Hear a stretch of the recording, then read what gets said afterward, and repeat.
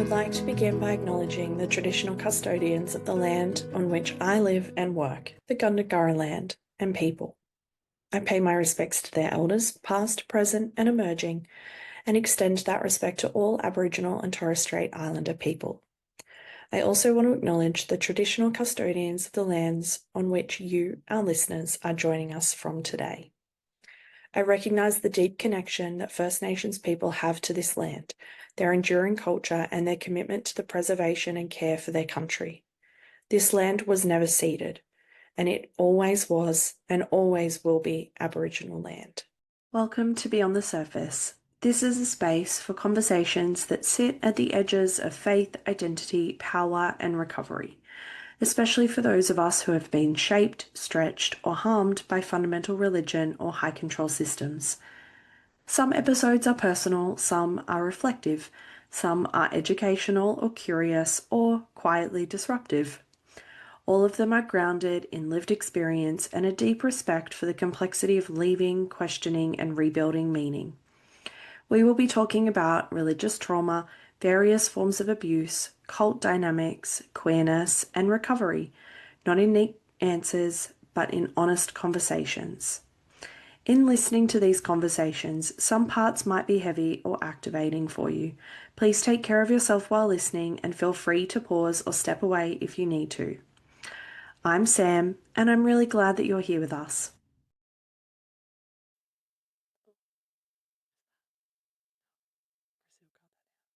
Welcome to this episode of Beyond the Surface. Today we are doing, honestly, it's just a bit of a shameless plug episode. I can't get around it any other way.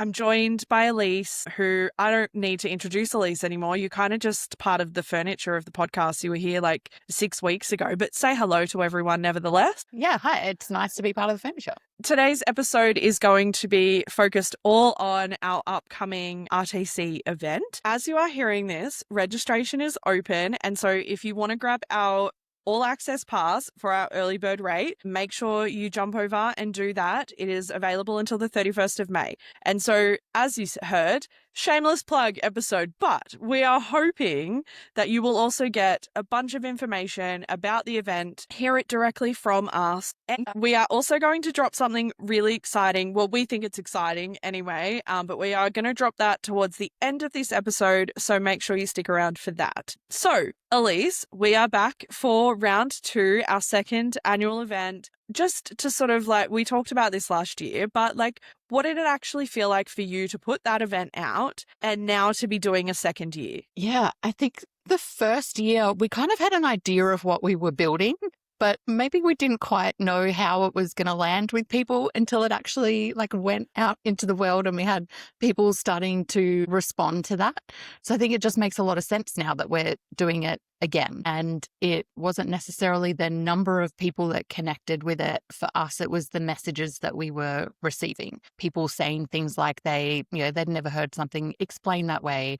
They finally felt like they weren't the only one that was experiencing these different kind of things. And that really told us something that we have listened to for this year's event. Absolutely. I think like there was some feedback that was like, I remember one person saying that it felt life-changing for them to hear so many people in one space talking about stuff that they had just never heard people talk about publicly. And I was like, that's just like really cool. That was really cool for us. And yeah, I don't think any of us thought that it was going to go as well as what we thought. And it definitely exceeded expectations. So we are excited about this year's event. We have a kick-ass lineup that if you haven't seen, go and check out the event website and have a look at that. And we are going to talk about some of them in this episode as well. But let's talk about what is different, because there is a few things that are different, including the fact that we have a few extra people who would not have been included last year. But what are the key differences in terms of this year's event? Yeah, I think we've definitely kept the warmth of it and the same kind of tone that we've had from last year. So the sessions very much feel like a conversation. We hope that you don't sit there feeling like you're being lectured at or spoken to, that you're actually invited in to be part of that conversation with people. It is still very much survivor-centered and survivor-led, not just survivors referenced. And so that's been really important for us to keep.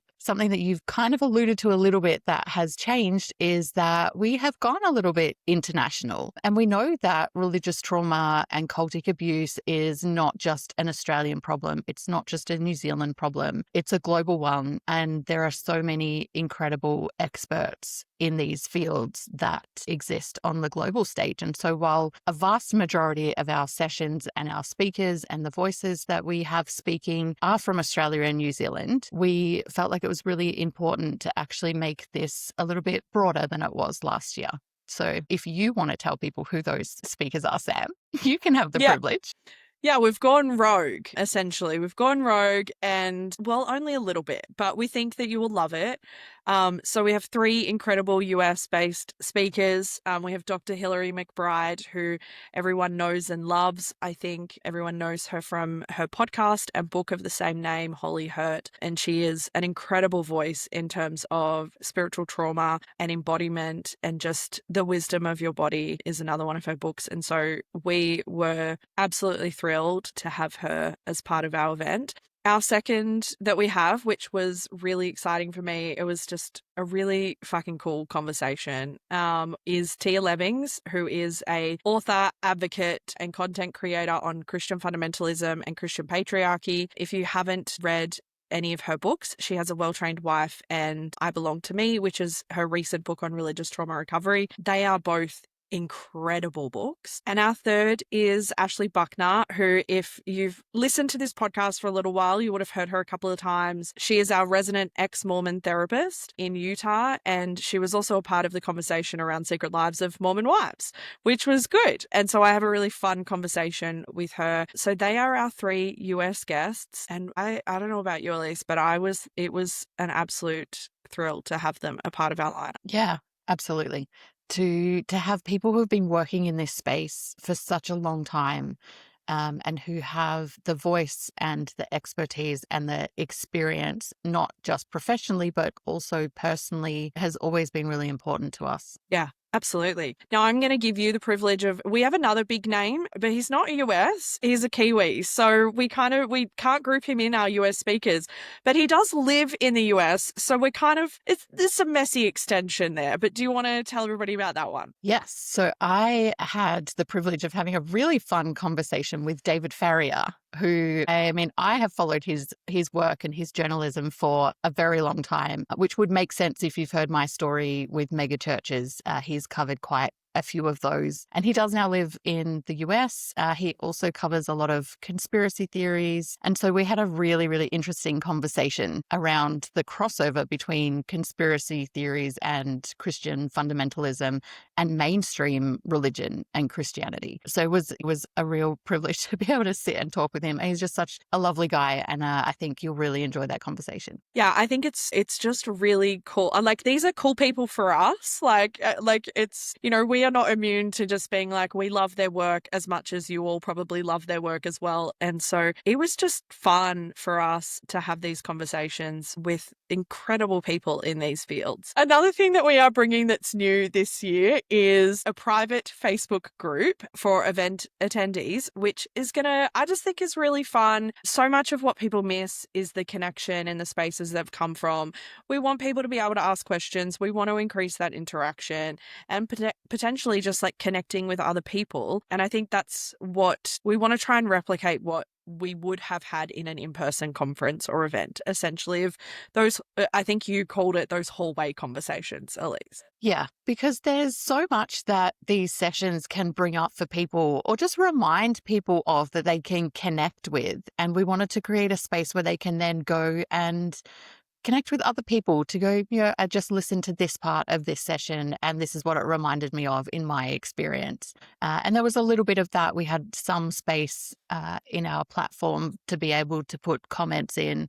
So you also have 12 weeks after the event to continue that connection, because we don't want you to feel like there's different things that this has brought up for you or different ways that you've connected with the material or the conversations, and then it's all over after 3 days. And so there'll be space for that ongoing connection. Because again, if you decide that you would like to get the all access pass and you've got longer to watch it, you may not be watching all of the sessions in 3 days, and you might watch it a couple of weeks later and want to connect over one of the topics. And so we're really excited to add that to this year's event. Yeah, absolutely. And just as like a side note, that all of the finer details of what we're talking about is on the event website. So if you're hearing language and you're like, what on earth is that? Just head there. The link will be in the show notes for you to be able to have a look at all of those finer details. We don't want to bore you with all of that information in this conversation. I'm sure many people are listening to this going, is this event for me? And I think, you know, we are the Religious Trauma Collective, and I think potentially people will hear the word religious trauma and assume potentially it's not for them. And so it might be really helpful to just sort of go through, who is this event for? Who is going to benefit from listening to these conversations? And whilst I kind of want to say everyone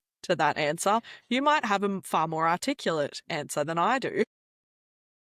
I was going to say maybe it's easy to list who it wouldn't benefit, because I think whether you're a survivor of religious trauma, of spiritual abuse, of a high control group, whether it's religious or non-religious, if you're an advocate that is working in this space, if you're a practitioner, even if you're a practitioner who doesn't necessarily work solely with clients or people that have experienced this, chances are that there are people you're connecting with that could have this in their background. And it could be really helpful to just be aware of some of these conversations and how things are landing for survivors. So yeah, if you're a survivor yourself, if you love someone who's a survivor and you want to understand their experience, or maybe this just really interests you as a topic, because it has been spoken about a lot more, which is a really good thing.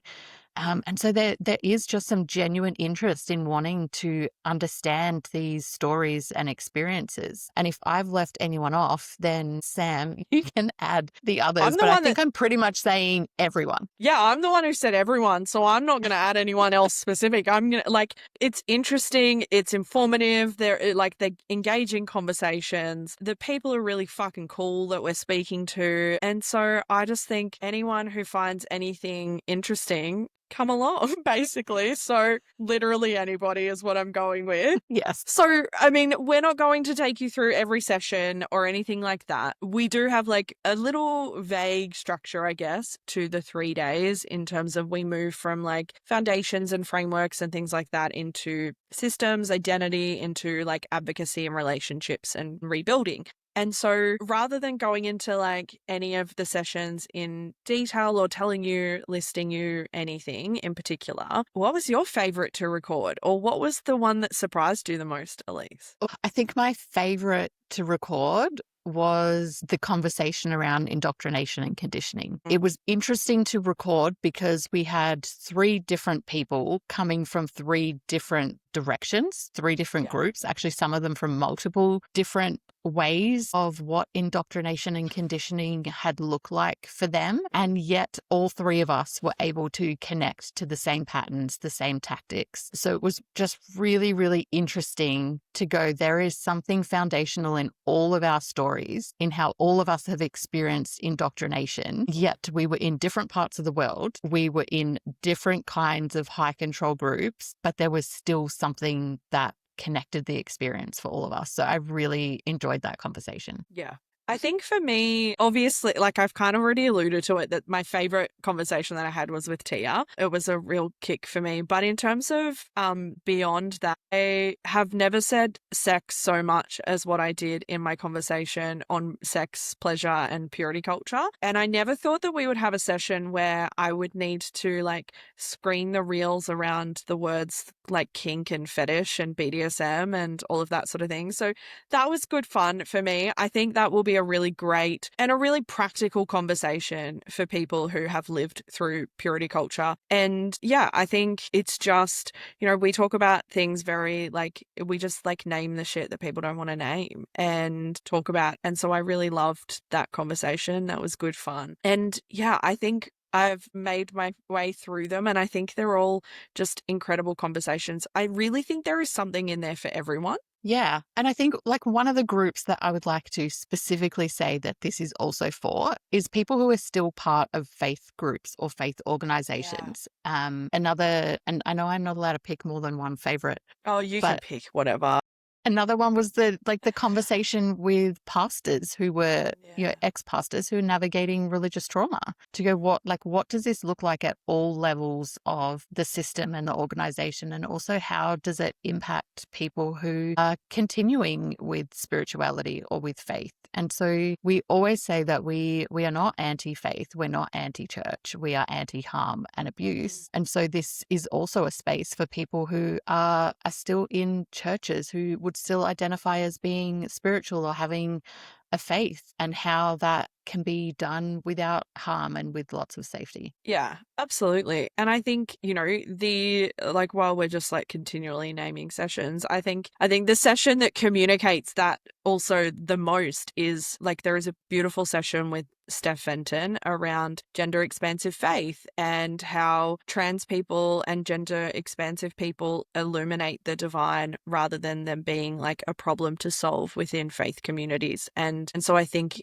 that session alone is a really beautiful space for people who want to still engage with their faith, but in new and more expansive ways. And so, yeah, I think that's a really beautiful conversation that allows people to sit with something that they might not have before. How was, we obviously wanted to have, a very hot thing at the moment is because the cult inquiry has been happening and, we are sort of now we've done hearings, we've talked about it already in, on social media and in public conversations. And I know many of the people listening have been following along. And so you had I haven't actually listened to this session yet around the inquiry, but it's with some really cool people and some really chaotic people. So I imagine it was just the best of conversations. But I wonder if you can more so answer why it felt important for us to bring this conversation into the event, because like it's primarily aimed at practitioners and survivors and survivors alike. But why was this conversation important? Yeah, cool and chaotic is we should have just named the session that. It was look, these conversations are really important because survivors are the reason that legal conversations need to happen. And so also the fact that the Victorian Parliamentary Inquiry into Cults and High Control Groups was started by survivors and is really being pushed through by survivors. And so I spoke with Catherine and Ryan Carey, who were the ones that got the whole thing off the ground. So it was amazing to be able to hear from them and to see where the inquiry is now and kind of what we're hoping for, what continuing legal conversations we need to have, because survivors deserve that. Survivors deserve to have people fighting for not just their personal like mental health safety, but fighting for justice on their behalf, because there's a lot of survivors that don't have the energy, the time, the resource, even the internal safety to be able to do that for themselves. And so when we do have survivors that are doing that, it's absolutely a conversation that we should be centering. Yeah, absolutely. And it is, I loved that we were able to have Ryan and Catherine in that conversation, just to be able to talk about how this came about and also the like cost that it brings, because any sort of survivor advocacy comes with a cost. And so I just love that we were able to have them in that conversation. We very strategically I very strategically wanted to put a session around pop culture in here. And it was kind of a bit of a, it was kind of a bit of a rogue choice, because it's not necessarily like there is some education in there, but it is kind of just a conversation that was deliberately lighter than others. Not every conversation in the space of religious trauma, cult recovery needs to be fucking heavy. We can have conversations that feel lighter and that even have humor and sarcasm in them. Sarcasm is our love language in even though I just like pulled apart the love languages book, but I'm going to use it there because it fits. But like sarcasm is just second nature for us particularly. And so I had a really cool conversation with Ash Buckner around just the way that humor and pop culture plays a part in our recovery and in allowing us to create some meaning in what has happened to us throughout our experiences of existing in these systems. And we talk about, just humor in general, and we pull apart the reasons why things like the Book of Mormon and sex education and Schitt's Creek have just been like really pivotal things for so many people. And I think it just is a nice way to sort of end the event, which was just like quite a fun, light conversation. It was a good chat. Yeah. And it's really important that we can kind of sit on both ends of that spectrum to go, there's space to hold this really seriously and really deeply. And there's also space to go, you know what, within a 5-minute window, we can be talking about something really serious. And then it's okay to be joking. It's okay to need to laugh, to need to find humor in that. Which I think we also did in this session on Armageddon and end times and hell, which is really heavy, but It's we really laughed a great. lot in that session. Yeah. Yes, absolutely. I mean, even just like here, we've gone from like, coercion and law reform to pop culture and humor to like Armageddon. Like, we've got some variety in this event. We wanted it to feel like there was a vast range of conversations happening. And so, alongside all of the recorded sessions, we've obviously mentioned that we've got the Facebook group, but as a way of connection, we are also doing our in-person gatherings again this year, and hopefully in a couple of new locations. And so potentially, like, Elise, where are we running these? So they will be running in Melbourne, Canberra, Sydney, Adelaide, and in Auckland and Christchurch. And these are really just casual get-togethers. You could come for 15 minutes. You can come for the whole time. There's no agenda. There's no pressure to share anything. We just wanted to create a space where you can go and have a drink, have something to eat, meet some other people, talk about whatever you want to, but to have that space where it kind of moves offline into real life, if that's what you're looking for and that's what you feel comfortable with. So you can find out more in terms of the details on the website, but they are just a really casual space to go and to connect and to meet some other people. And again, they're not compulsory. You don't have to, but they are there if you would like to. And we had a blast last year at them. Like, it was just really nice to meet in person. They were very chilled. And like, there's no facilitation here. It's literally just, it's very social. And yeah, it is just essentially trying to, you get to potentially find other people in similar spaces, and you're all in the same room. Who are all in the same area, likely, or at least somewhere close by. And so, yeah, they were really fun last year. We got some really beautiful feedback that just being able to have those like pop-up in-person gatherings was it was a nice little touch. And so we were, hopeful that we could expand them a little bit more. And potentially, who knows, we might even add some last minute. Who knows? Just stay tuned. Keep an eye on it. Who knows? Anything can happen, realistically. Yeah, and it will. Anything can and will happen. And I think just like connection is something that, we all want, we all need, we are hardwired for connection. We all want it in different ways. And that is the biggest thing that we wanted to be able to do, whether you are here in Australia, in New Zealand, or somewhere international to us. We wanted there to be a way to connect either online or in person. So yeah. Is there anything else about the event that you want to mention, plug, anything before we go into what we're excited about? Well, not that we're not excited about the event. We're excited about the event too. Yes, we are. Very.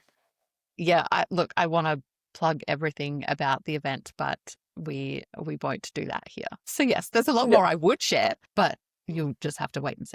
Yeah. And, I think the only international guest that we didn't mention is, like, we obviously have Dr. Hilary McBride, and she has a really beautiful conversation with Jane around spiritual trauma and grief and the body and connection and community and all of those really complex, layered experiences. And I think most people just sit and listen when Hilary speaks, and I'm sure that you will also do the same. She has the most beautiful meditative voice. So I think, we've told you about like a good chunk of those sessions in there.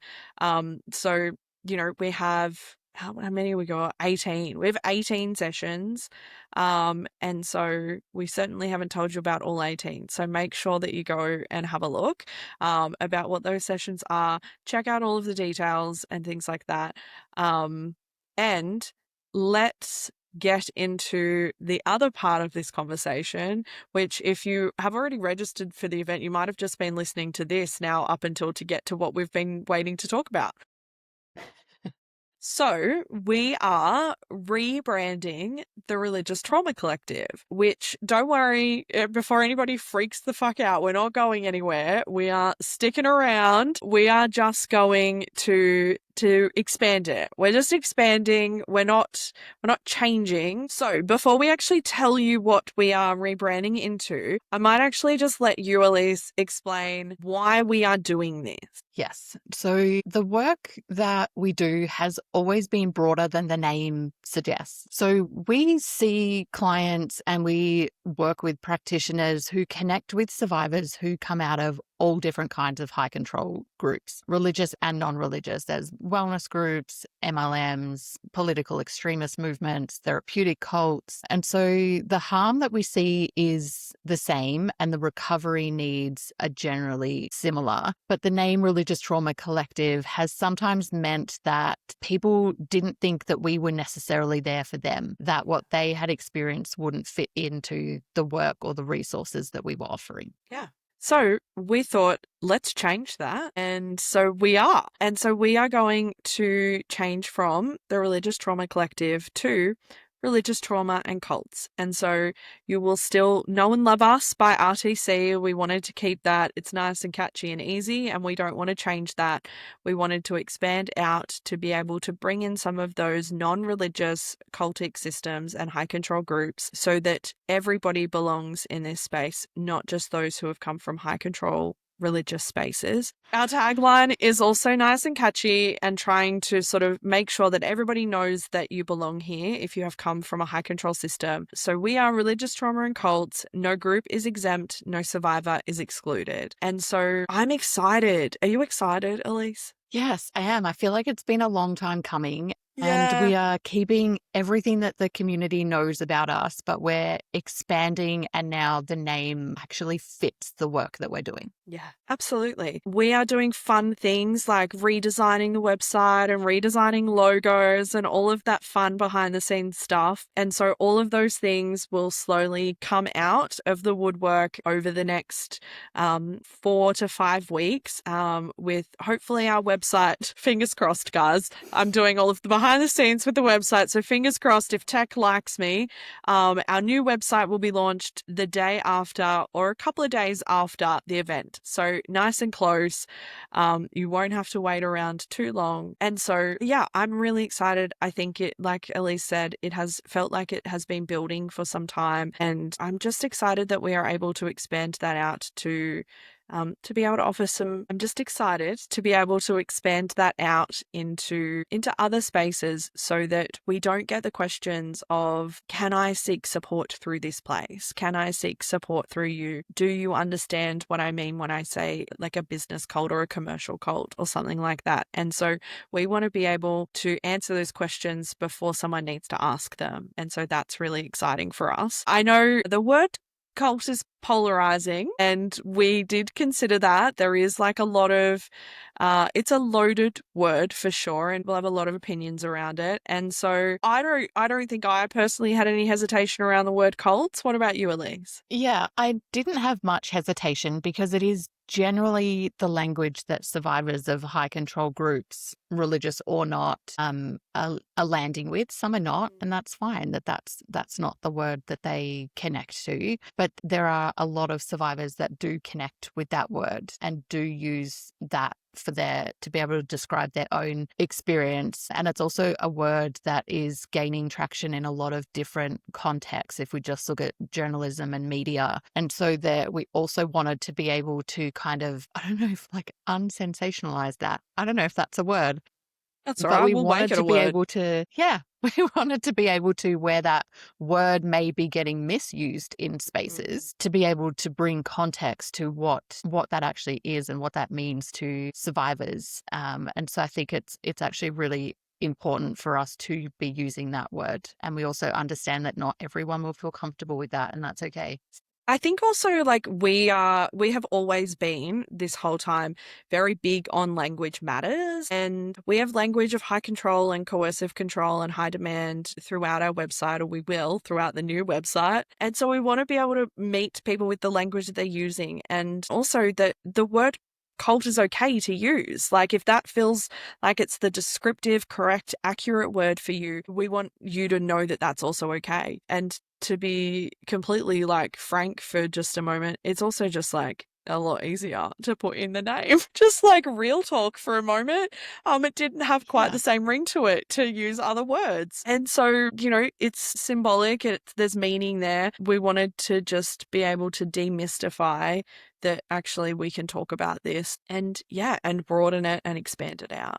Yeah, especially when historically the word cult has kind of brought up images of real fringe groups, which absolutely exist, but it's bringing it back to what are the cultic tactics, what are the control tactics, what are the mechanisms behind that, and that a lot of those things can exist in a wide, expansive range of groups, not just fringe groups. And so also being able to kind of bring a sense of inclusiveness into that word. Yeah.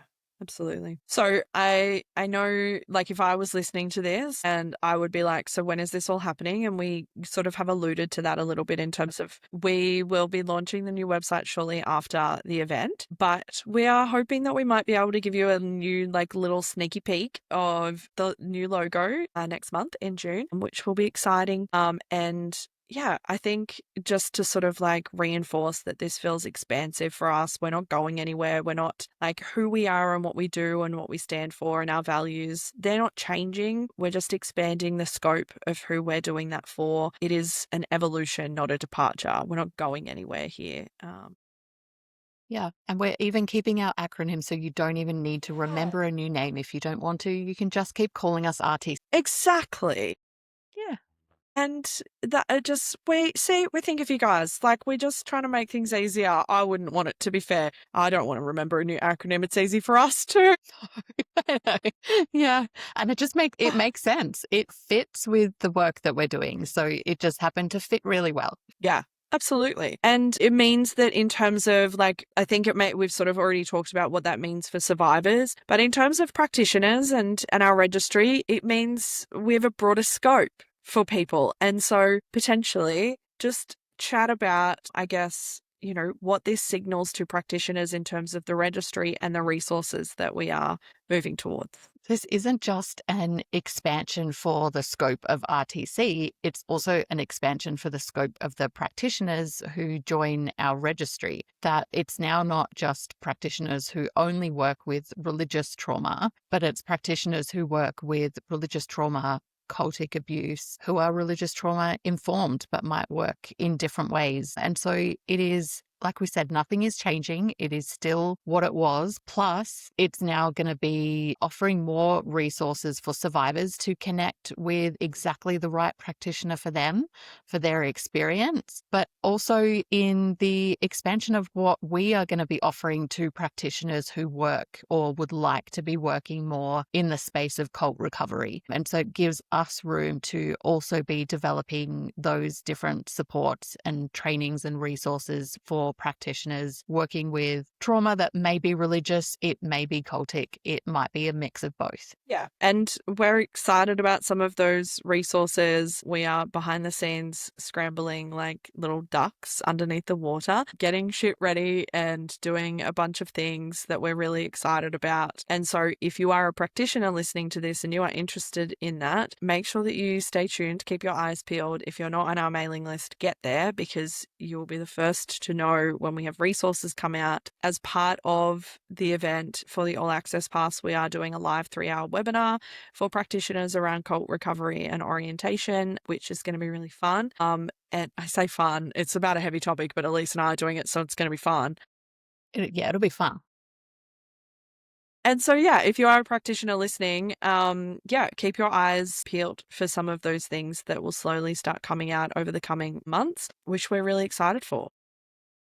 Yeah. And when we say practitioners, we are talking about counselors, coaches, mental health practitioners, social workers, advocates who are supporting survivors in different ways. Some of these things that we're going to be putting out may also be of interest to family members and to survivors themselves. But yes, we also have a very wide scope for what we mean when we talk about practitioners. And we will always make it clear who this is best suited for. So if you are ever in doubt, it will say who this is best suited for. And some of those things will cross over, and some of them will be like those who are doing therapy specific for people, and some will be far more broader in nature. And so, yeah, we're excited about all of those things that we're creating. It's good fun behind the scenes, but chaotic behind the scenes, to be like, which is fine. We love a bit of chaos.